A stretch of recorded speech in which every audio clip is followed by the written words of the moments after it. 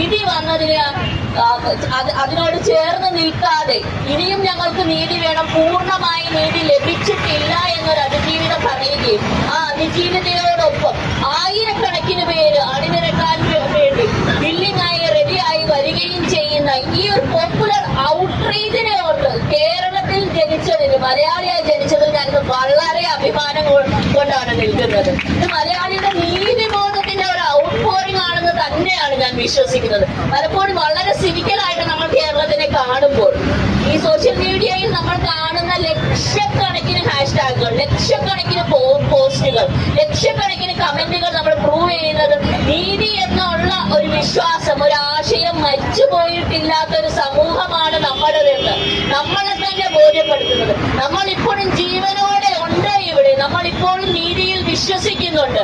ലിംഗസമത്വം എന്നുള്ള ഒരു ഐഡിയ മരിച്ചിട്ടില്ല എന്ന് സമൂഹത്തോട് വിളിച്ചു പറയാൻ ഇവിടെ ഒരുപാട് മനുഷ്യർ ഇന്ന് ഒത്തുകൂടിയതോർത്ത് നിങ്ങൾ ഓരോരുത്തരെയും ഞാൻ അഭിവാദനം ചെയ്യുകയാണ്. ഞാൻ നേരത്തെ ഇവിടെ പറഞ്ഞതിൽ ഒരു ചെറിയ തിരുത്ത് പറയാണ്. ഞാൻ പറഞ്ഞിട്ടല്ല ഈ സദസ്സ് തുടങ്ങിയത്. ഞാൻ ഇതുപോലത്തെ ഒരു അവൾക്കൊപ്പം 5 സ്ക്വയറിൽ പോയതിന്റെ ഒരു ഫോട്ടോ ഷെയർ ചെയ്യുകയും എന്റെ സുഹൃത്തും കൂടിയായ ചരിത്രകാരിയായ ഡോക്ടർ നൂർനിസ ഒരു മെസ്സേജ് എന്നോട് അയച്ച് എന്തുകൊണ്ടാണ് ഇത്രയും വിപ്ലവം നടക്കുന്ന കണ്ണൂരിൽ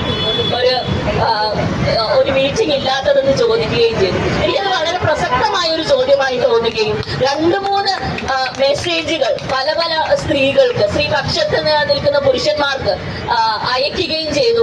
വളരെ പെട്ടെന്ന് തന്നെ എനിക്ക് തോന്നുന്നു 3 ദിവസത്തിനുള്ളിൽ തന്നെ ഇതിന്റെ മുഴുവൻ ഓർഗനൈസേഷനും അത് ശരിക്കും പീപ്പിൾസ് പവർ കാണിക്കുന്ന, ജനങ്ങളുടെ ഒരു അവരുടെ നീതിക്ക് വേണ്ടിയുള്ള വാഞ്ച കാണിക്കുന്ന അതിനുള്ള മാനിഫെസ്റ്റേഷൻ ആയിട്ടാണ് ഇന്നിവിടെ കൂടി നിൽക്കുന്ന ഓരോരുത്തരും ഇന്നിവിടെ നടന്ന ഈ ഒരു ഓർഗനൈസേഷനാണ് ഞാൻ കാണുന്നത്.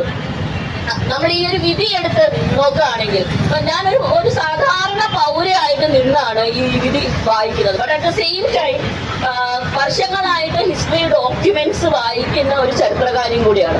അതുകൊണ്ട് തന്നെ ആണ് നമുക്ക് ഇത്രയും വർഷങ്ങളുടെ ട്രെയിനിങ് ഉള്ളതുകൊണ്ട് തന്നെയാണ് ഇത്രയും പേജസ് പെട്ടെന്ന് വായിച്ചു തീർക്കാൻ പറ്റിയെന്നാണ് എനിക്ക് തോന്നുന്നത്.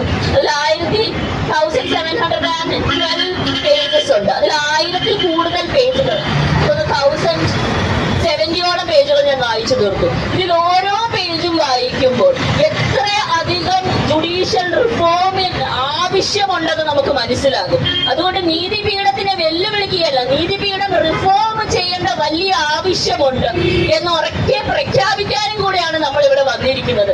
വീണ്ടും അതിജീവിതകളെ ബുള്ളി ചെയ്യുന്ന ഒരു ന്യായം